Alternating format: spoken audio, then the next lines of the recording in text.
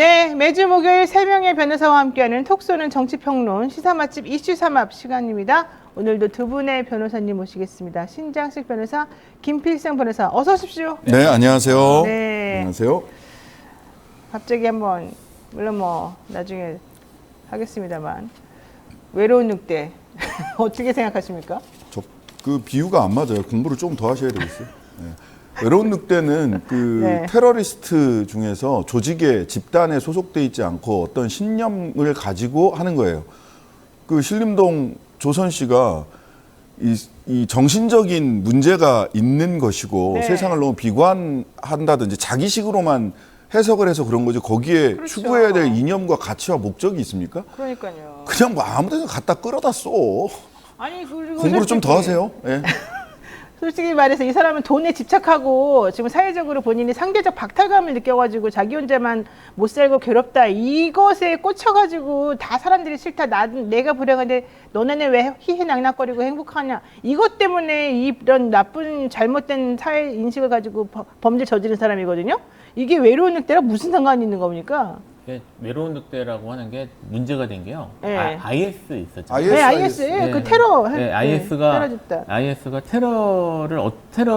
테러리스트를 육성해서 보내는 방식보다 네. 지금 자기들이 사상을 유튜브나 이런 걸로 전파시켜서 자생적으로 테러하는 그런 식의 전략을 취했었어요. 그러면서 이제 이슈가 됐던 케이스인데 이 케이스가 거기에 해당되는지 여부를 아직 알 수 없는 거 아닙니까? 그렇죠. 사실 초반에 이렇게 얘기할 문제가 아니거든요. 지금 이게 정말 사이코패스가 맞는지, 네. 정신질환 문제인지, 아니면 다른 이유가 있는 것인지, 정말 뭐 어쩌다 보니까 뭐 어디에 동조해가지고 이슬람 뭐 이런 데 동조를 정말 한 건지, 이런 것들에 대해서 처사가 제대로 안 된 상태에서 미리 재단하고 특히 이제 그 최고 책임자라고 할 수 있는 법무부 장관이 미리 재단하고 접근한 것 자체가 좀 적절하지 않은 것 같아요. 아니 그리고 본인이 사이코패스라고 이 사람을 먼저 지칭을 했잖아요. 그럼 사이코패스랑 외로운 늑대가 안 같이 연결이 돼요? 맞아. 안 맞아. 가 쓰고 자전거 쓰는 꼴이야. 그러니까 그리고 또 하나 사형 집행을 하게 되면 이유하고 관계가 단절됩니까?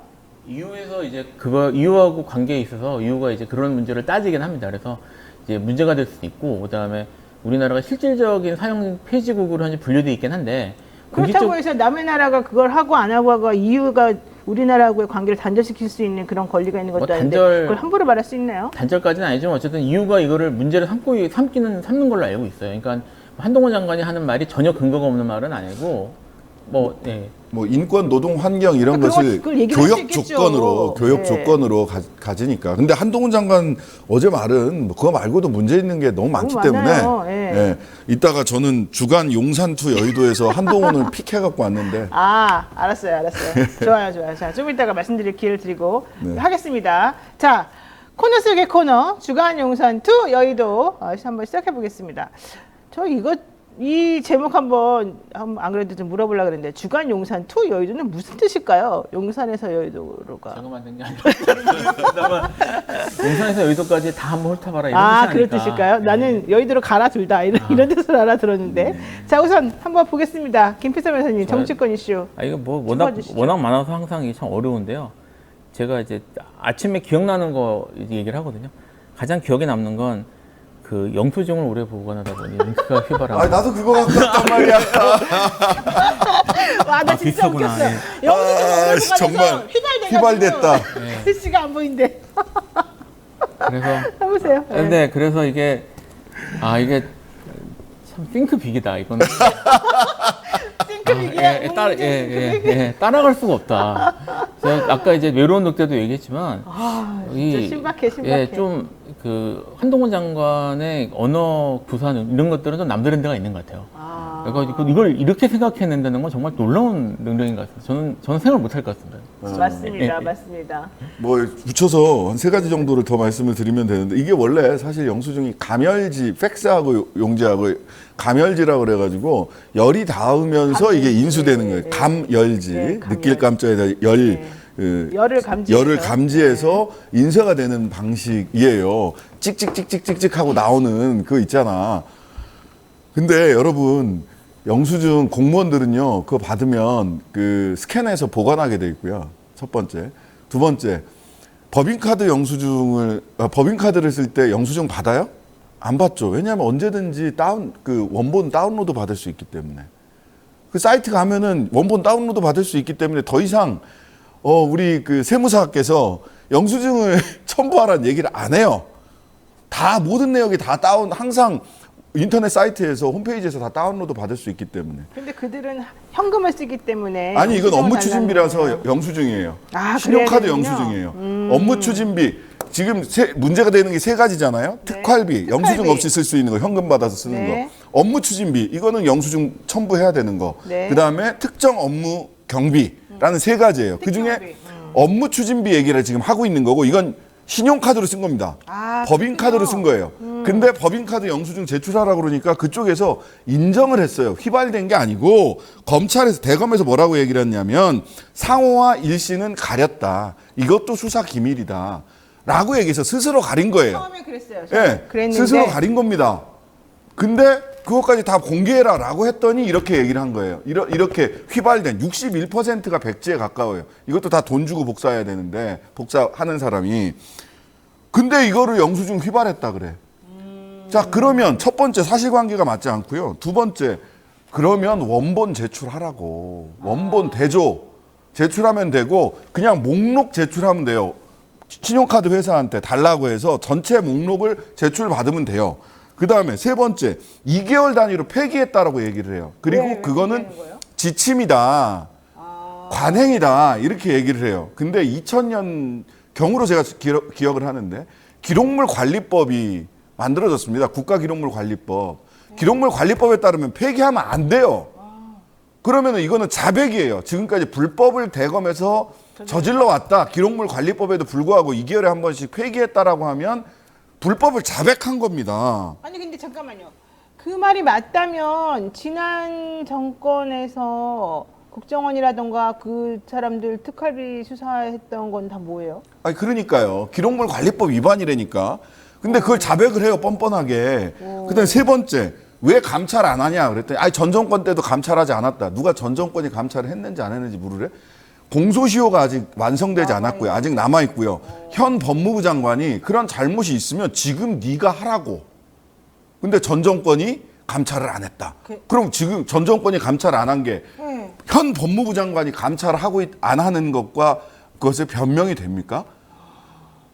말이 안 되는 얘기를 해요. 손성구님께서 공무원들은 앞으로 회계감사 받으면 영수증을 햇빛이 잘 보이는 곳에 두었다가 제출하면 됩니다. 아니, 햇빛 필요 없고요. 제가 경험을 해봤는데요. 저기 그 바지에 넣고 같이 빨면 돼요. 제가 바지에 빨고 날려본 적이 있어가지고. 장훈님 시간대와 식당 상호만 휘발되는군요. 그것만 싸 어떻게 휘발돼? 야 진짜 대단한데요. 아휴, 사실 이게 이렇게 이거 아무 말 대잔치, 아무 말 대잔치. 근데 전 진짜 중요하다고 보는 게 왜 언론에서 이거 세 가지 딱 봐도 그냥 벌써 다 한 세 가지 정도 체크 포인트가 나오는데 중계만 해요. 그러니까 한동훈 장관이 이렇게 답변했다. 마치 맞는 말 하는 것 같잖아. 한방으로 가뿐님은 이렇게 엉터리말만 하는 한동훈을 왜 못 이기죠? 민주당 의원들. 그러니까 호통치지 말고 따지라고. 기록물관리법상 와. 폐기하면 불법입니다. 지금 자백하신 건가요? 너무 재밌네요. 오늘. 공소시효가 완성되지 않았습니다. 왜 감찰 안 하세요? 전 정권이 감찰 안 했으면 전 정권이 왜 감찰하지 않았는가까지 감찰하시면 되잖아요. 오. 이렇게 얘기하면 되잖아. 신장식 변호사님을 여의도로 보내야 되겠는데 아무래도 여기 앉혀두기 너무 아까운데요 지금 이 상황이. 아니 이게 맞잖아요. 그 상식적으로. 진짜 아주 엉망진창이네요. 휘발됐어요? 아 그러면은 신용카드사로부터 원본 받아서 제출하시면 되겠네요. 원본 받아 제출하세요? 그럼 되잖아. 그걸 왜 못하죠 진짜? 그런 말을 왜 못하죠? 나도 지금 금방 생각 딱 드는데. 그러니까 야. 호통치지 말고 이렇게 따박따박 얘기하세요. 어제 이수진 의원이 이소영 의원인가요? 예, 따박따박. 국토위에서. 예, 따박따박 아주 얘기 잘했다던데요. 예. 근데 중요한 게요. 이게 한동훈 처음에 저는 이제 애초에 그걸 생각을 해봐야 될 것 같아요. 이런 놀라운 말을 어떻게 이렇게 아무렇지도 않게 할 수 있는가? 그게 다시 이제 그 문제로 돌아갑니다. 이게 문제가 돼서 예를 들어 뭐 문제를 삼았어요. 문제를 삼았으면 일단 국민들에게 보도가 돼야 되고 아까 이제 보도가 두 번째로는 이게 이슈가 되면 수사를 해야 돼요. 그 수사 법무부 검찰이 합니다. 검찰이 하고요. 그 다음에 지금 저기 보도는 뭐 이제 어떤 식으로 보도되는지 보셨으니까 사실은 이게 언론하고 검찰하고 전부 이렇게 장악돼 있다? 장악됐다는 표현이 이제 특히 뭐 좀 약간 뭐 기분 나쁘게 들릴 수는 있지만 어쨌든 그 검찰 쪽하고 밀착돼 있는 언론들이 많은 건 사실이니까요. 그러니까 이게 언론하고 검찰을 쥐고 있으니까 여기에 대해서 걱정할 필요가 없는 거예요. 이런 말 해도 되는 거예요. 난 어차피 비판받지 않고 조금 비판받는다고 하더라도 밀고 나가면 처벌받지는 않아.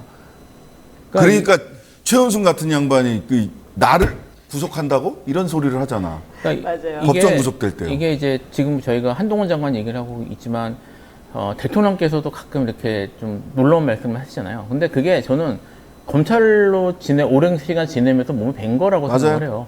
왜냐하면 그렇게 해도 상관이 없거든요. 누구도 건드릴 사람이 없고 누구도 무서운 게 없고 내가 잘못하고 내가 뭐 해가지고 이슈가 돼서 문제가 된다고 해도 수사를 우리 사람들이 하는데 그래서 사실은 이게 좀 웃으면서 좀 어이없다는 식으로 얘기를 했지만 사실 이게 지금 현 상황 현재의 지금 문제점들을 단적으로 보여주는 케이스라고 볼 수 있습니다. 맞아요. 그 어제 원희룡 장관 덕분에 한 장관이 상대적으로 과거에 비해서 주목을 못 받았고 얼마나 안타까워하실까 그래서 제가 오늘 요걸 딱 픽해 갖고 왔는데 김필성 변호사님도 딱 픽을 해 한동훈 장관님 자 얘 딱 관심. 황금 대지님께서 신장식 변호사님의 공천 탈락의 아픔을 노예가 건드네요. 그런데 그건 아닙니다. 예, 다들 공감하고 있습니다. 자, 여의도를 보내야 될 사람이 많아지고 있습니다. 점점. 제가 열심히 한번 노력해 보겠습니다. 자, 우선 이 이슈부터 짚어보겠습니다. 어제 홍준표 대구시장에 대한 징계 결과가 나왔는데요. 당원권 10개월 정지라는 징계를 받았어요. 오, 근데 생각보다 홍준표 시장이 담담하게 받아들이는 걸 보고 제가 깜짝 놀랐어요. 자, 우선 이거 어떻게 보십니까, 김 변호사님? 뭐 과연 이 수혜에 관련된 뭐 그때 당시에 골프나 발언 때문일까에 대한 이제 의혹들이 있고요.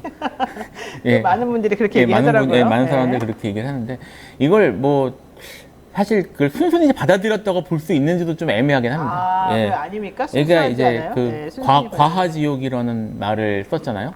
네. 그 말, 저 이런 어려운 말씀을 쓰시는 거 보면 참 평상시에 한신이 가랑이 밑으로 가랑이 밑으로 기어오면서 기어갔다라는 것을 이렇게 얘기한 건데 치욕인 건데 본인이 어쨌든 내가 지금 대통령이고 그러니까 뭐 이제 대통령이고 내가 그 어쨌든 저기 당이 소속된 이제 그쪽 결정권을 갖고 있는 사람들이 있으니까요. 뭐 대통령만 있는 게 아니니까 거기에 대해서 이 치욕을 내가 어쩔 수 없이 받아들인다라는 의사 표시를 했었기 때문에 그래서 이걸 뭐 순수히 받아들였다고 보기는 어려울 것 같습니다. 근데 이제 그 이유가 사실 이번 수혜와 관련해서 이런저런 말이 이제 난 사람이 홍준표 도지사 시장이죠. 홍준표 시장만 있는 게 아니잖아요.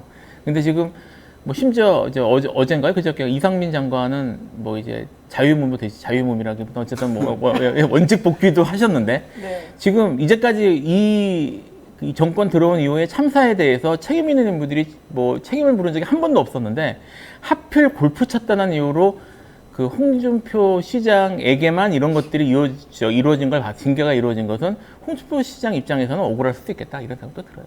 네, 그렇지만 어쨌든 10개월 정지에 대해서 그래 나 혼자 다 한번 얻고 가보자. 이런 생각이 들었을 수도 있겠다. 뭐 그러니까 지금 아니 억울하고 분하지만 일단 참는다. 뭐 어쩔 수 없는 거죠. 오히려 본인 혼자 다 덮어가지고 차별화를 꿈꿀 수도 있는 거겠네요. 뭐 이제 뭐 장기적으로는 그런 이걸 어떻게 기회로 삼을지에 대한 생각은 있겠죠. 포석으로 할 수는 있겠죠. 어떻게 보십니까? 홍 시장은 차라리 탈당을 출당을 시켜버리지. 아니 출당을 시켜버리지. 본인 스스로 탈당하는 게 아니라 출당을 시켜버리지. 이게 두 가지 의미가 있는 것 같아요. 하나는 지금 윤핵관으로 대변되는 국민의힘 주류가 홍준표와 함께 갈 생각이 1도 없다. 그렇죠. 네, 정치적으로 함께 갈 생각은 1도 없다. 네. 그러나 자유의 몸으로 쫓아내지도 않겠다. 그러니까 이렇게 발목만 딱 잡아놓은 거예요. 그러니까 이렇게 딱 그 고양이가 쥐를 이렇게 딱 꼬리를 잡고 못 움직이게. 그러니까 발목만 딱 잡아놓은 거예요. 완전 옴짝달짝 못하게 열려도 못 가고 절로도 못 가게. 근데 잔인하다. 홍 지사가 홍대 지사 했다가 시장 했다 하니까 네, 홍 시장. 홍 시장 같은 경우는 요 10개월만 잘 넘어가 보자. 총선 10개월 딱 지나가면 총선 끝나거든요. 네. 총선 끝나고 보자 요것들아. 지금 이러고 있는 거지. 총선 끝나면 니들이 그때도 주주일 것 같아? 뭐 그거를 기다리고 있는 그거 상황이다. 되게 말이 중요한데요. 예. 총선 끝나고 나면 레임덕이다 이런 뜻입니까? 홍 시장은 그렇게 예상하고 있지 않을까? 홍 시장은 네, 홍 시장은 우리 그렇게 신경 예상하고 선생님 있지 생각하지 않을까. 않지만 홍 시장은 그럴 것이다. 예, 뭐 제 생각을 말한 적은 없고요. 홍 네, 시장은 홍 그렇게 시장의 생각하고 있을 것 같다라고 생- 추정이 돼요. 홍 예. 시장의 생각을 막 혼자 막 생각해내는군요, 우리. 아, 뭐 추정하는 거죠. 네. 왜냐면 참잖아. 그렇죠. 자, 이걸로 끝냅시다. 내가 여기다가 더 이상 말을 안 붙일게. 자, 이렇게 그럼- 얘기를 했어요. 그럼 예. 좋아요. 홍준표 시장은 총선이 끝나고 나면 어쨌든 10개월이 이제 금방 지나가는 거잖아요. 금방 그때쯤 지나가요, 되면. 10개월. 그럼 그때부터 나는 대선을 향해서 움직인다. 이렇게 또 당연한 거죠. 하겠죠. 예, 당연한 거죠. 과하지옥. 과하지옥이다. 가랑이 밑을 기어서 하고 싶은 대업이 있다는 거잖아요. 예. 그럼 난 대선으로 간다. 총선 끝나고 보자. 그러니까 요것들아. 오히려 뭐 10개월만 참으면 나는 이 지금의 현재 상황이 발판이 되어서 나를 그럴 수 대선 있다. 후보로 해줄 것이다. 예. 어차피 지금 현재 지금 그러니까 지금 국민의힘을 장악하고 있다고 하잖아요. 국민의힘 지도부하고는 결이 다르다는 거는 계속 확인이 됐고 본인도 결이 다르게 움직였고 네. 뭐 그 결과가 지금 나온 셈인데 그래서 이제 국민의힘 안에 대권 프로젝트가 두 가지 종류가 있는 거예요. 하나는 홍 시장처럼 이렇게 결을 달리해서 가는 홍 시장류가 있고 뭐 이준석 뭐 이런 유승민 이런 쪽이 있는 거잖아요. 근데 이제 홍 시장은 유승민처럼 정면으로 들이박는 것도 아니면서도 탄압받는 모양새 때문에 오히려 결이 완전히 다른 걸로 아니 뭐 꼰대력은 뭐 다 거기서 거긴데 사실. 그렇죠. 그다음에 이제 하나는 내가 대통령의 낙점을 받아서 총리로 가서 그다음에 대권으로 가겠다. 다음 총선이 아니라 여기에는 원과 한이 경쟁하고 있는 것이 아닌가. 원이죠. 여기에 네. 이상민이 가세하는 모양새다. 예. 그러니까 이게 하려면 딱 두 가지 패턴이 있는 것 같아. 아예 착 달라붙거나 아니면 아예 그냥 착 반대쪽에 서가지고 뭐 그런 거죠. 탄압을 딱 받는 모양새를 취하거나 네. 중간에 애중간에 그럴 네. 필요가 없지 전혀 솔직히 예, 말해가지고 예, 예, 예. 우리가 항상 어중간한 거는 바보짓이다. 우리도 좀 스탠스를 잘 취해봐야 될 것 같은데. 비기적 존중을 때문에 방송을 열심히 하겠습니다. 아 좋습니다. 자 중요한 건 홍준표 시장은 뭐 방법이 없다. 어차피 대통령과 대선 경선을 치른 사람들의 경로는 정해져 있다. 우리가 다 그렇게 알 수 있습니다. 자 둘째 턱받이님 감사드리고요. 아 중요한 거 홍준표 시장은 항상 이런 식으로 독고다이 비슷하게 죄송합니다. 그런 표현 써가지고 경남지사 시절이던 2015년 7월에는 성완종 리스트에 연루돼서 국민의힘 전신인 새누리당에서 당원권 정지 징계를 받았었고요. 그로부터 8년 만에 또다시 불명예를 안게 되었습니다. 기자회견을 자청해서 사과하고 사흘간 수해지역 복구 봉사활동까지 나서면서 몸을 낮췄으나 윤리위의 강경기류는 달라지지 않았다. 윤리위는 홍 시장이 지난 15일 수해진 골프를 친 것뿐만 아니라 이후 대응까지 모두 문제가 있었다라고 지적을 했습니다. 하지만 홍 시장은 페이스북에 큰 뜻을 위해 치욕을 견딘다라는 뜻의 고사성어인 과하지욕을 올렸다가 삭제하면서 또 한 번 일부러 제가 보기엔 이건 일부러 자초위난입니다. 일부러 자신이 치욕을 견딘다라고 하는 내용의 글을 올리면서 또 관심을 한 몸에 받고 이런 상황을 또 만들어낸 것 같습니다. 자, 원희룡 장관 얘기 한번 해보겠습니다. 서울 양평 고속도로 논란 이후에 어제 국토위에 출석을 했는데요. 이분이 그렇게 똑똑하시고 수석도 막 여러 번 하시고 이런 분인데 이번 대응을 보면은 이것도 아주 고도의 전략인가 의심이 될 정도예요.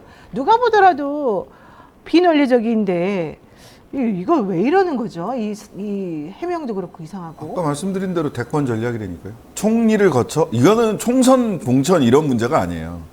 총선 공천은 뭐 언제든지 이렇게 안 해도 받을 수 있는 그러니까 방법들이 총선 있단 같은 거는 말이죠. 중요하지 않다 본인은. 네, 대선으로 가는 거예요. 근데 근데 총리가- 대선 가도에 총리 찍고 대선 간다 이렇게 생각하는 것 같아요. 근데 총리가 바보라는 느낌을 국민들에게 줘서는 안 되는 거 아닙니까? 국민들이 뭐라고 생각하는 게 뭐가 중요해요? 총리 임명권자는 대통령인데. 왜 물론 국회 통과를 해야 되겠지만. 예. 대통령 눈에만 들면 됩니까? 그렇죠. 지금 그렇잖아요. 현실이. 이거 그게 정당하다는 게 아니라 네. 지금 이루어지고 있는 현실이 그러하잖아요.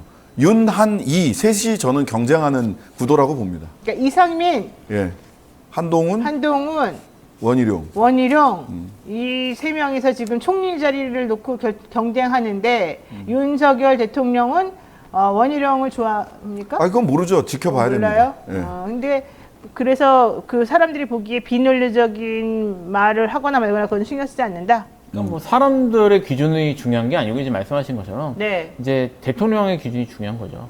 근데 이제 그 대통령의 기준을 권태룡의 기준이 이제 국민들이 보기엔 좀 이해하기 어려운 그런 것으로 생각하는 게 아닌가 뭐 이런 생각도 듭니다만 어쨌든 네. 원희룡 장관 입장에서는 지금 이 문제가 사실 대통령실하고 직접 연관이 있는 문제니까 네. 여기에 대해서 이렇게 무리해서라도 보호를 하고 이런 모습을 보이고 사실 이제 그 모든 비난을 사실 본인이 받는 쪽으로 지금 가고 있잖아요. 뭐 이런 것들에 대해서 그러니까 그러니까 어떻게 온몸으로 나가자, 되냐면, 온몸으로. 그러니까 어떻게 되냐면 네. 가장 본질적인 질문을 네. 저 언론이 안 해요. 원희룡이 화살바지가 되면서 네. 뭐냐면 대통령 재산 신고된 땅인데 대통령 그쪽으로 강상면으로 이거 가는 거 아셨어요? 모르셨어요? 김건희 여사 선산부터 있었던 땅인데 그쪽으로 그 고속도로 휘어가는 거 아셨어요? 모르셨어요? 국토부 지금 1, 2차관들이 전부 다 인수위에 있었던 분인데 인수위에 있는 동안에 대통령과 김건희 여사 또는 그의 가족들은 네. 그 1, 2차관과 만나서 얘기한 적 있어요? 이런 질문을 안 하잖아요. 어찌 보면 언론들도 원희룡이라는 타겟을 놓고 엄청 비판 세게 하는 것 같지만 실제로는 대통령과 대통령 친인척들에게 질문하지 않고 있는 겁니다. 안전한 곳에서 헛화살 쏘기 놀이를 하고 있다. 원희룡한테만. 왜? 겁나니까 그러겠지. 대통령과 그 친인척이. 그러면은 대통령에게 물으세요. 언론도 이제는 원희룡이 저렇게 비이성적인 답변을 하는 이유가 뭐겠어? 대통령 보호하려고 하는 거 아니에요? 그럼- 땅 거기 원희룡 땅 있습니까? 대통령 땅 있어요. 대통령한테 물으세요. 그러면 언론이 보기에 원희룡이 제일 안전합니까? 안전하죠. 건드려도 괜찮은? 예. 원희룡이 스스로 원하는 것 같아요. 그리고 네. 본인이 나서서 하잖아요. 원희룡을 건드려라. 원희룡도 언론에게 그런 시그널을 주는 겁니까? 아니, 뭐 시그널을 준다기보다는 지금 네. 이제 우리가 보기에 원희룡이 어쨌든 이게 이런 걸 하면 그거 뭐라고 하죠? 어쨌든 앞에 나서 가지고 탱커라고 하죠. 지금 네. 앉아서 본인 게임에서 쓰는 말입니다. 탱커라고 하죠. 나와서 다 이제 자기한테 공격하도록 지금 나를 건드려 그냥 나한테 와 이거요? 나와서 지금 이런 자극적인 이런 얘기들을 뭐 일부는 뭐 말이나 곤궁해서 하는 것들도 있겠지만 네. 본인이 나와가지고 양평도 직접 가고 뭐 하고 직접 장관익을 뛰어다니잖아요, 사실은. 이게 지금 이 모든 것들을 원희룡 장관이 지금 받아내고 있는 거죠. 저는 본인이 의도한 바가 상당히 있다고 봅니다. 그러니까 아니 솔직히 의도한 거밖에 안 되죠. 그걸 뭐 바보도 아니고 누가 보더라도 말이 안 되는 행동인데. 네. 게다가 사과하라 그랬더니 이 사태를 거짓 선동으로 몰고 왔던 민주당의 전현직 대표 두 분이 사과해라. 지금 현재 똑같은 프레임이잖아요. 전현직 대표 두 명을 계속해서 물고 늘어지는. 한동훈 장관도 아까 잠깐 얘기했지만 네. 이번에 답변 내용을 보면은 네. 계속 민주당을 건드리는 식으로 얘기를 하거든요. 그러니까 네. 지금 이분도 같은 전략으로 하는 거예요. 똑같은 식으로. 아니 한 번도 네. 그 장관 탄핵에 대해서 얘기한 적 없는데 어제 급발진해서 저 탄핵 시키려고 하는 거죠, 막 이러잖아. 그러니까 자기 스스로. 탄핵 당하고 싶은 사람 같아. 탄핵을 당하게 해달라는 거예요. 그 말은 나를 탄핵을 좀 시켜달라. 나를 좀 정점으로 조금 공격해달라 이 얘기잖아요. 그렇게 충분히 사람들이 인식할 만한 그런 발언을 하더라고요. 누가 탄핵 언급했어요? 어제 민주당 의원들이나 그 심상정 의원이나 탄핵을 언급한 적은 없거든요. 그러니까 나를 끝까지 공격해달라는 거예요. 그런 그래야지. 그래서 이제 이만큼 쳤으면 어제 답변으로 저는 원희룡 장관에게 논리적 답변을 더 이상 기대하기 어렵다. 그럼 왜 저러는 걸까? 오늘 이렇게 두 분이 말씀하시는 것이 그런 거라면 이제 언론은 대통령에게 질문해야 돼요. 대통령이 부적절하다고 그러는 거 아니에요? 이런 거에 대해서? 그 대통령 계속해서 그거는 뭐 국토부에서 알아서 할 일입니다. 이게 첫 대통령실의 반응이고 그 이후에 반응이 없어요. 왜 그래요? 왜? 그리고 왜 안 물어요? 거기 원희룡 땅 있습니까? 거기 이재명 땅 있어요? 거기 이해찬 땅 있어요? 땅 있는 사람은 대통령과 김건희 일가예요. 땅 주인한테 물으라고 이제. 땅 주인에게 묻고 땅 주인에게 책임을 땅 주인한테 알았어요, 몰랐어요? 라고 물어야지. 땅 주인이 지금 감옥에 있어가지고 물어보기가 좀. 아니 김건희 씨 땅도 있어요. 명의로 된 땅. 대통령 재산 신고한 땅이 6필지인가 있잖아요, 거기. 네, 맞습니다. 공직자 재산 신고. 어쨌든 법사위 한번 가보겠습니다. 한동훈 장관이 법사위 전체회의에 참석을 했습니다. 대북 송금 사건에 연루된 이화영 전 경기도 평화부지사 접견하려고 하니까 뭐 접견도 지금 뭐 안 한다고 그랬다. 뭐 권력을 악용한 최악의 사법 방해다. 막 이랬다는 겁니다. 그랬더니 민주당 의원들이 한동훈 장관이 불허한 거 아니냐. 뭐 이런 얘기를 서로 지금 완전 반대된 얘기를 하고 있는데 어떻게 된 겁니까? 이게 도대체가? 일단 지금 현재 지금 한동훈 장관의 발언부터 얘기를 하면 네. 제가 찾아가서 여러 사람 가서 접견합시다라고 한 게 권력을 악용했다는 거예요? 악용한 거라고 할 수, 뭐 저기 가가지고 강제로 국회의원 지위를 내세워서 무슨 뭐 접견을 강제로 강행을 하는 게 가능한지 모르겠지만 어제 그렇게 했으면 이런 말이 나올지 모르겠는데 가서 접견시켜 주세요 했는데 접견을 안 시켜줬잖아요. 네. 이게 무슨 사법강해? 접견시켜 달라고 말한 것 자체가 사법방해라는 거네요. 뭐 그래서 이게 도대체 뭔 소리인지 모르겠다는 생각이 일단 듭니다. 사실은 개인적으로는 이게 민주당 의원이 이럴 필요가 있었을까 싶은 생각은 들어요. 그러니까 뭐 그거는 정치적으로 뭐 저기 비판받거나 아니면 평가받을 문제겠지만 그 이전에 뭐 이건 시스템의 문제니까요. 사람들이 여러 명 와서 접견 좀 시켜주세요라고 했는데 접견 거부한 거를 그걸 권력을 악용한 최악의 사법방해라고 말하면 이건 뭐 네 이거 사실 이거 제가 의문이다 첫 번째. 그러니까 네. 지금 제가 여러 번 얘기했지만 아까도 얘기했지만 그 한동훈 장관의 어휘력이나 어휘 구사가 상당히 선정적이고 이런 데가 좀 있는데 네. 독특한 데가 있는데 이것도 사실 그런 식으로 프레임 씌우는 것 같아요. 제가 봐. 그다음에 두 번째 제 질문.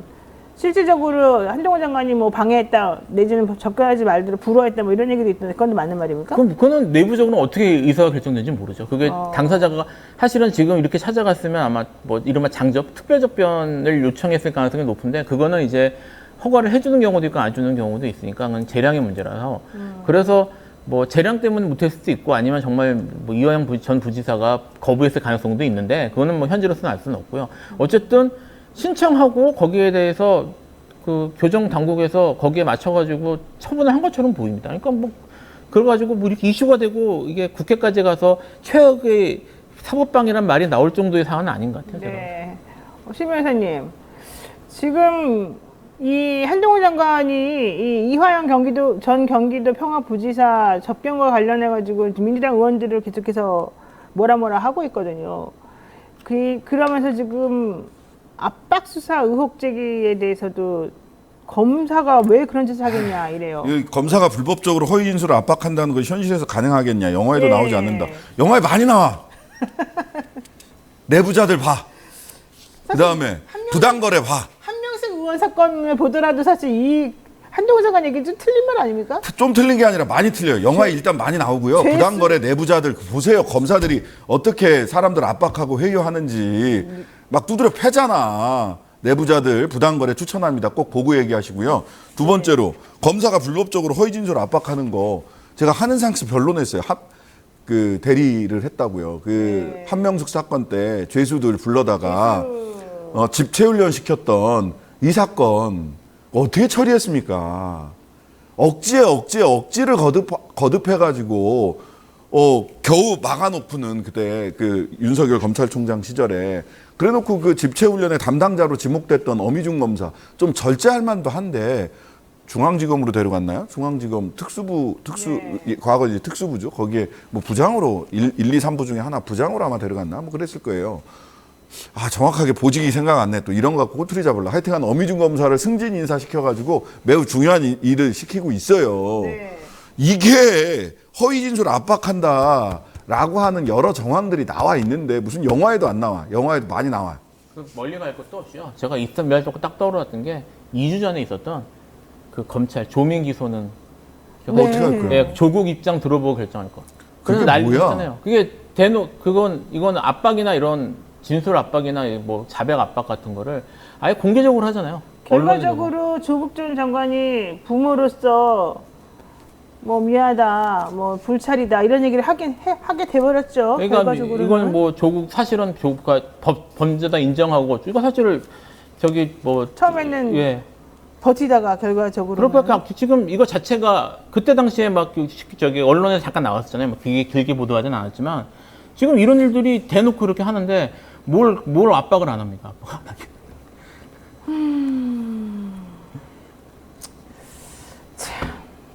참. 뭐 이렇게 꿈속에 살아요. 바비라는 영화가 있습니다. 그래요? 무슨 영화입니까 그 영화는? 바비 인형 이 핑크핑크한 세상에 살다가 자아를 찾아가고 현실을 알게 된다는 스토리라고 하는데요. 한동훈 장관님 핑크핑크한 세상에서 좀 나오세요. 자기 머릿속에만 뇌피셜 세상이 있어. 검사는 항상 정의롭고 그런 건 영화에도 안 나오고 영화 많이 나와. 예. 내가 보니까 영수증은 휘발해서 날아가고 그런 세상에 살고 계시는 거죠. 내가 보니까 우리 장관님이 영화를 많이 안 보시는 것 같아요. 그러네. 바쁘셔가지고. 제가 다스베이에 대해서 매주 영화 한 편씩 그 추천하거든요. 제가 추천한 영화라도 좀 보세요. 그렇군요. 책을 보시니까. 책 네. 독서를 좀 많이 하시고 영화는 안 좀 보시고. 어려운 좀 펠로폰네소스 전쟁사 네, 그런 거 보시니까. 빨간 표지. 레드북을 보시는군요. 자, 한동훈 장관이 또 이런 얘기를 했습니다. 이재명 대표가 국회의원 체포동의안 표결 방식을 현재 무기명 방식에서 기명 방식으로 바꿔야 한다 이렇게 동의를 하니까 그냥 불체포 특권 포기한다고 하면 되는데 뭐 이렇게 말이 많냐. 가결시킬 거냐 부결시킬 거냐 이게 단순한 거 아니냐. 그냥 특권 포기하기 싫다고 해라 차라리 양심껏 뭐 이런 얘기를 했습니다. 무슨 말인가 도대체. 대표는 정확히 말한 거 아니었습니까? 무슨 말입니까 이거? 대표는 무슨 말을 한 거고 한 장관은 무슨 말을 한 일단 겁니까? 이거를요. 네. 그 체포동의안 표결 방식을 기명으로 바꿔야 된다는 얘기는 전부터 있었습니다. 이거는 원래 사실 있던 얘기예요. 원래 있던 얘기예요. 네. 왜냐하면 이제 체포동의안의 가결, 부결 뭐 여기에 대한 사실 이게 그러니까 그 전에 국회법부터 얘기돼요. 네. 그 국회법상으로 인사에 관련된 것들 뭐 이런 것들은 또는 이런 체포동의안 이런 것들은 무기명으로 하도록 돼 있는데 네. 무기명으로 한다는 건 뭐냐면 투표한 사람을 알 수가 없게 되는 거니까 정치적 책임에서 면제 주는 거예요. 그러니까 이게 그 체포동의안 표결을 개명화하라는 거는 나는 체포동의안에 동의했어, 난 체포동의안에 반대했어 이런 선택에 대해서 국회의원들에게 정치적 책임을 확실히 묻게 만들겠다는 의미여서 네. 체포동의 이거는 필요하다라는 지적이 계속 있었는데 이게 절대 입법이 안 되는 이유가 정책 책임이 커지는 거를 국회의원들이 좋아할 리가 없잖아요. 네. 그러니까 그 여기에 대해서 국회의원들이 계속 미온적이었단 말이에요. 여기에 그 계속 이렇게 민주당의 비명계 의원들이 기명으로 하자 그랬더니 거기서 반발했잖아요. 네, 그러니까 그게 이제 정책 책임을 지지 않겠다는 거예요. 네. 근데 이게 사실은 그 뭡니까 그 불체포 특권이라는 것이 포기 가능한 권한인가?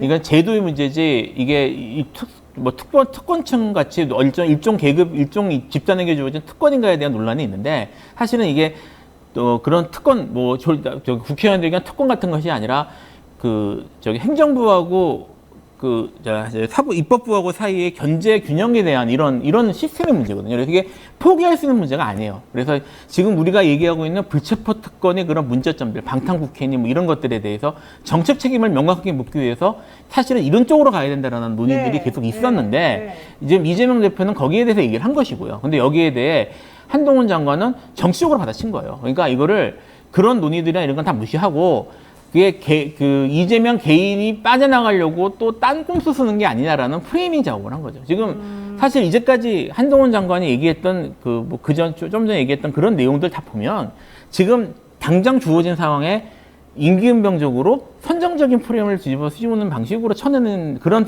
모습들, 매우 정치적인 액션들이나 정치적 발언들을 하는 거거든요. 이것도 사실은 장관 입장에서 장관이 이건 사실 개별 사건에 개입할 수 없는데 불체포 특권이 되던 체포가 되던 구속영장이 되던 장관이 이렇게 얘기할 문제가 아닌데 이거를 지금 기명으로 바꿔야 된다는 것에 일을 하니까 이거를 이재명 개인이 빠져나가기 위한 그런 식으로 프레이밍을 씌우는 작업을 한 거죠. 이게 사실은 좀 부적절한 것인 이유가 사실은 이재명 대표에 대해서 검찰이 영장을 청구할 것이다라고 하는 얘기가 지금 계속 나오는 상황이지 않습니까? 이런 상황에서 법무부 장관이 야당의 대표에 대해서 너 불체포 특권 포기한다고 말해라. 지금 이렇게 압박하는 거 아닙니까? 신 변호사님? 말꼬리 잡는 거예요, 그냥. 말꼬리 잡는 거예요. 그 이재명 대표가 본인은 네. 의연하게 불체포 특권 포기하고 오면 그냥 가서 받겠다라고 얘기했잖아. 그 네. 말을 회수한 적 있어요? 없잖아요. 없어요. 예. 제도에 대해서 그러고 얘기하고 있는 거잖아요. 예. 그러면은 제도는 제도고 본인의 거취는 거취예요. 근데 이걸 가지고 말꼬리 잡고 말꼬리 잡아가지고 말이 너무 길다 어쩌고 저쩌고. 이거 지난번에 그 혓바닥이 기네 왜 이렇게 뭐 말이 길어라고 저쪽 편에다가 대고 얘기를 했는데 근데 그걸 다시 갖다 되살려다가 갖다 이렇게 얘기를 하는 건데 여튼 저는 법무부 장관으로서 제도와 관련해서 공식적으로 법안이 올라오면 여기에 대해서 공식적으로 법무부 의견을 내세요. 예, 국회에다가 법무부 의견서. 말장난 그만하고. 그리고 예. 제가 좀 조금 더 얘기를 하면요. 지금 그 이재명 대표는 제도에 대한 얘기를 해서 제가 약한 것처럼 제도에 대한 얘기를 했는데 지금 이재명 개인에 대한 영장 얘기를 하는 셈이거든요. 그러니까요. 내가 그래서 그게 부적절하다고 말하는 예, 거예요. 그러니까 이게 법무부 장관이 지금 영장을 어떻게 할 것인지 이런 것들에 대해서 직접 관여하고 있다는 의혹을 갖기 충분해요. 그러면. 그러니까요. 그게 안 맞는다니까. 그러면 안 된다니까요. 예, 장관이 그러니까, 돼가지고. 예, 그러면 안 그래서 된다니까요. 이거를 지금 한동훈 장관이 자기가 무슨 말하고 있는지 좀 알아야 될 것 같아요. 이 한 나라의 법무부 장관이 야당 대표에 대한 영장을 검찰이 청구하느냐 마느냐에 대해서 이렇게 직접적으로 관여하면서 영장 청구할 테니 너 영장에 응하고 구속되라 이렇게 말하는 거랑 똑같다니까요. 그게 적절해요? 적절한 정도, 부적절한 정도가 아니고 사실은 네. 심각하죠. 이거는 만약에 지난 정권에서 이런 일이 일어났으면 이거 큰일 나요. 이거 예, 정말로 이게- 이거야말로 네, 탄핵감이. 그쯤은 난리가 났을 거예요. 국민의힘의 대리 쪽에서. 근데 지금 이 정권에서 한동훈 장관은 이렇게 말해도 별 문제가 없다고 스스로 판단하는 거예요.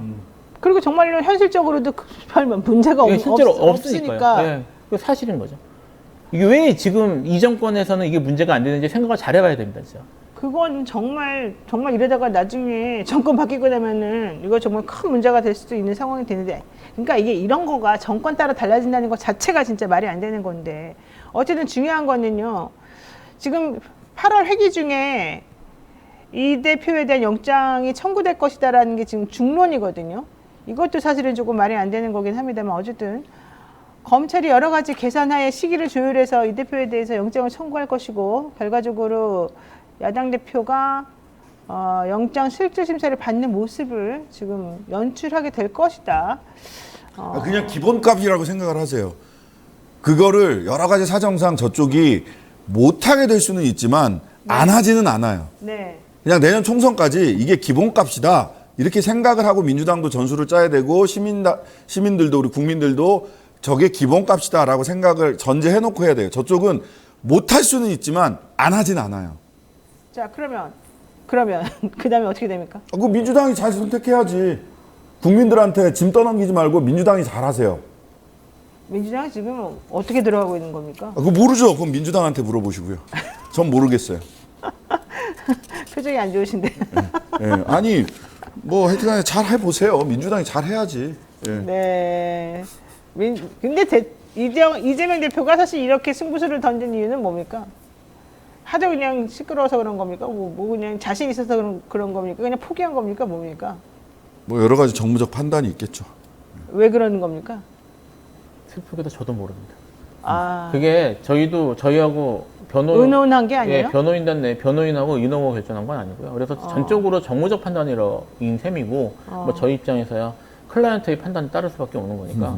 뭐 근데 이제 저희 내부적으로도 지금 말씀하셨던 것처럼 영장을 다시 들어올 가능성이 충분히 있다고 생각을 하고 있어서. 그건 뭐 기정사실이죠, 사실은. 예, 하고 있어서. 근데 이제 뭐 변호사 입장에서 아직 지금 대북 송금이나 현재적 문제되고 있는 거에 대해서는 저하고 계약 체결하지 않았기 때문에 제가 맡을지 여부에 대해서는 잘 모르겠습니다. 만약에 뭐 이걸 맡아달라고 계약이 되면 또 진행을 해야 되죠. 좋아요. 말이 나왔으니까 이화영 부지사 재판에서 그 부부싸움 난 거는 어떻게 된 겁니까? 지금 거기 관련해서도 뭐 제가 그 재판에 관여하진 않아서 잘은 모르겠는데 네. 어제 최근에 이화영 부지사가 갑자기 말을 바꿨던 건 사실이고요. 근데 그 다음에 또 편지가 나왔잖아요. 아니다. 예, 아니다고 또 편지가 나왔는데 다시 또 이게 지금 그래서 어떻게 돼가는 건지 이 내부가 어떻게 돌아가는 건지는 저희도 모릅니다. 아까 뭐 사실 그걸 몰랐기 때문에 뭐 민주당에서도 의원들이 찾아갔던 것 같은데 네. 변호인들 입장에서도 지금 이화영 부지사 쪽 변호인하고 저희하고 무슨 커뮤니케이션 이런 것도 전혀 없기 때문에. 그러니까 커뮤니케이션의 예. 문제가 아니라 진실이 뭐냐는 거예요. 진실이. 저희도 진실이 뭔지도 모른다. 예.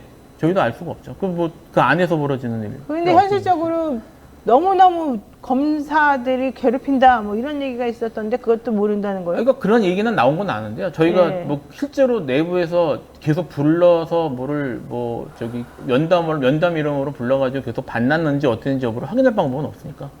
그러니까 들어있으면 알 수가 없잖아요. 어떻게 된 겁니까, 신 변호사님? 저도 잘 모르겠어요. 다만 확정하지 말아야 될 거는 진술이 바뀌었냐 안 바뀌었냐는 공식적으로 나온 거는 이화영 부지사가 자필 편지가 있으니까 그거를 기준으로 해서 판단할 수밖에 없어요. 왜냐하면 그 전에 진술이 바뀌었다, 그다음에 미세하게 변화가 있다 이런 거는 진술이 바뀌었다라는 것은 검찰발 언론 기사이고 그다음에 미세한 변화가 있다, 입장의 변화가 있다 이거는 법정에서 그쪽 변호인들이 한 얘기예요. 네. 자필 편지가 있었고요. 변호인들의 변론 방향에 이화영 부지사의 부인은 동의할 수 없다라는 그렇죠. 얘기를 한 거고 이화영 부지사는 최종적으로 건 내가 결정할 거다. 난 바깥에서 무슨 일이 벌어지는지 아직 잘 모르겠다. 그건 지켜봐야 될 문제라고 봅니다. 다만 현재까지 우리가 공식적인 입장은 자필 편지를 기준으로 이야기하는 수밖에 없고 자필 편지를 기준으로 해서 이야기한다면 아직 입장은 안 바뀐 거예요. 검찰발 언론 기사에서 입장이 바뀌었다라고 나오고 있는 거죠. 그러니까 전원에 의하면 뭔가 미묘하게 바뀐 것으로 얘기는 되고 있으나 그에 배치되는 자필 진술은 있었었고 그 다음에 그 부인의 얘기에 따르면 검사와 변호사가 뭔가 유착이 있는 것처럼 지금 나온 것으로. 거죠. 근데 그건 지켜봐야 되는 거고요. 예, 그런 의심을 충분히 그 부인 입장에서는 할 만한 상황이었다라는 생각이 들고 부인에게 엊그제 김현정의 뉴스쇼 출연을 해가지고 그 비실명으로 출연해가지고 이런저런 말씀하시는 걸 저도 쭉 봤는데 의심할 수 있는 부분들은 꽤 있었겠구나 당사자 그 가족으로서 이런 그러니까 생각은 들어요. 변호인에 대한 의심을? 의심을 할 만한 이런저런 상황은 있었겠구나 싶고요. 변호사님들이니까 다 아시겠지만 사건을 해나가면서 사실은 당사자의 심경은 변화하기 마련입니다.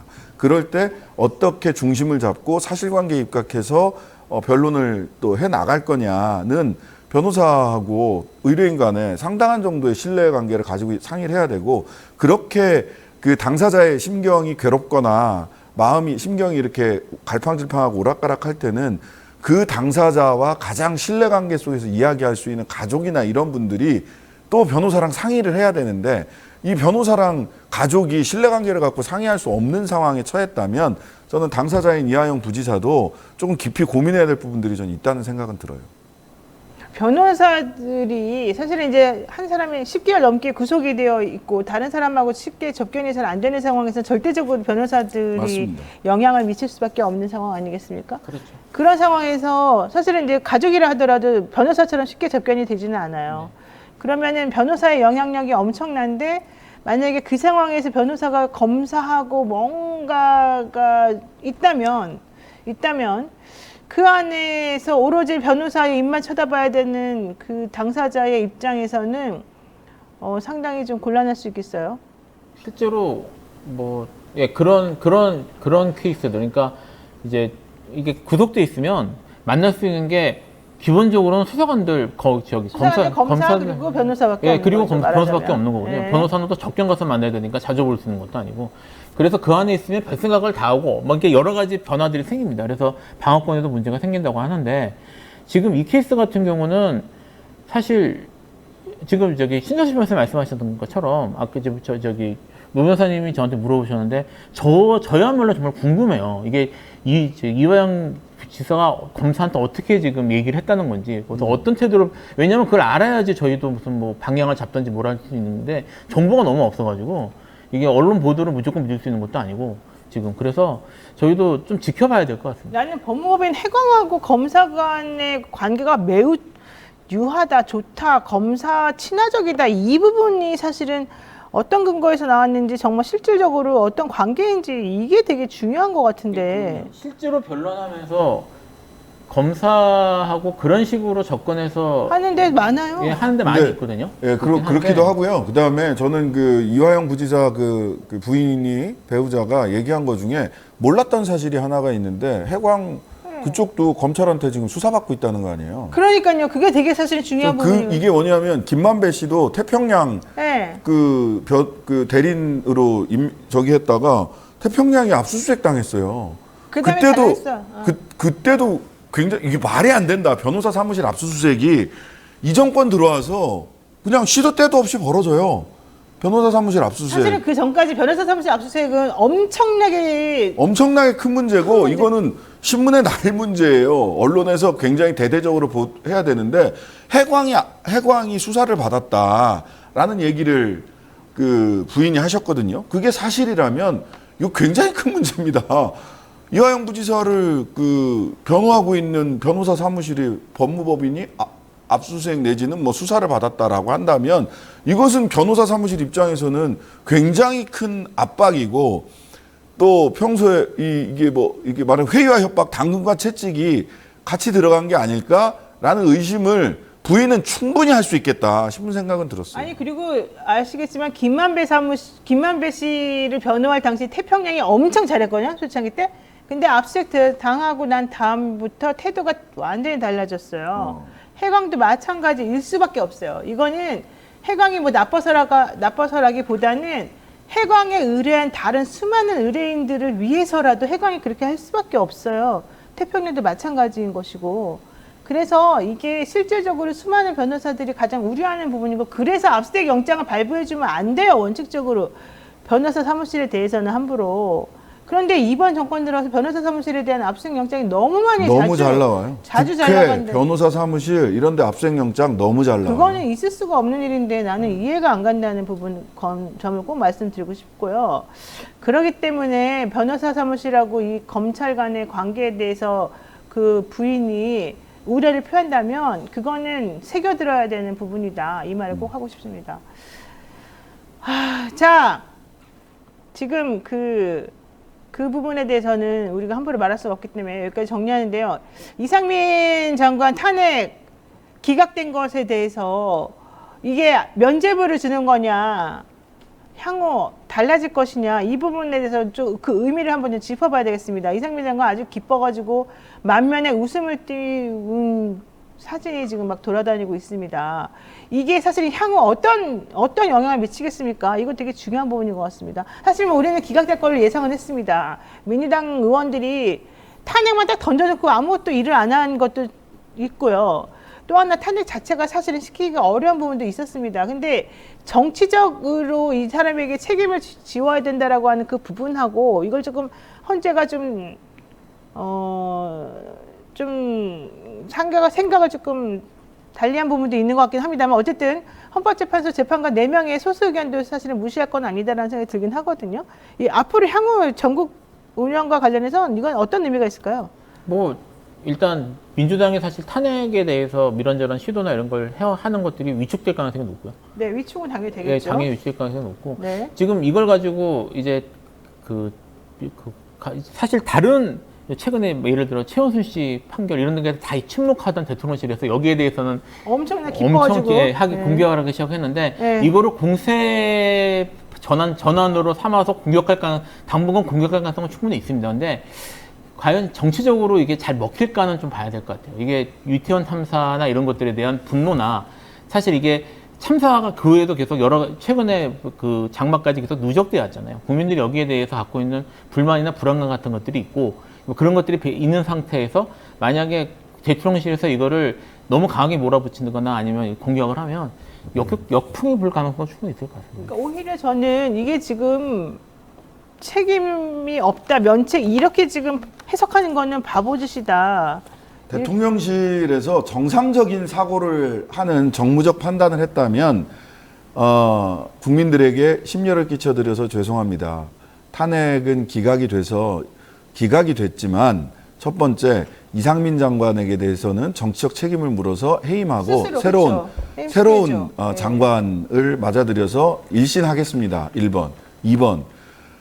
비록 기각은 됐지만 헌법재판소에서 제도적인 허점이 어떤 지점에 있었고 이런 거 다 적시했거든요. 제소의 커점이 어느 지점에 있었고 그다음에 사후에 별개 의견이지만 사후에 제대로 이렇게 수습해내지 못했다는 점, 그다음에 부적절한 발언이 있었다는 점 등에 대해서는 겸허히 받아들이고 성찰하도록 하겠습니다. 앞으로 절대 이런 일 벌어지지 않도록 최선을 다하겠습니다. 심려를 끼쳐드려서 죄송합니다. 이렇게 정상적인 정무적 판단을 한다면 이렇게 얘기했을 거예요. 맞아요. 이렇게 했으면 제가 보기에는 30%대에 머물고 있는 대통령 지지율 40% 이상으로 맞아요. 올라갔을 겁니다. 정말 맞습니다. 이게 정답인데 정답이 있어요, 사실은 항상. 그렇게 하지 않고 제가 정말 답답하게 생각하는 부분이 바로 그 점인데요.